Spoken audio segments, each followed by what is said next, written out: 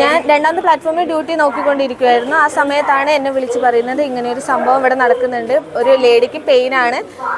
അങ്ങനെ വന്ന് നോക്കുമ്പോൾ അവർ നല്ല വേദന ഉണ്ടായിരുന്നു അവർക്ക്. അപ്പോൾ തന്നെ നമ്മളെ സ്റ്റാഫ് എല്ലാവരും ചേർന്ന് ആംബുലൻസ് വിളിച്ച് കുറച്ച് ലേറ്റായി ആംബുലൻസ്. അപ്പോഴേക്കും അവർ പ്രസവം കഴിഞ്ഞു.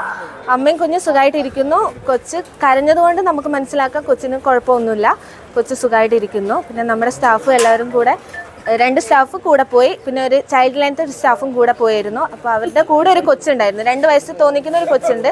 അവരും ആ കുട്ടി സേഫായിരിക്കുന്നു. അവിടെ നമ്മുടെ സ്റ്റാഫും ഉണ്ട്.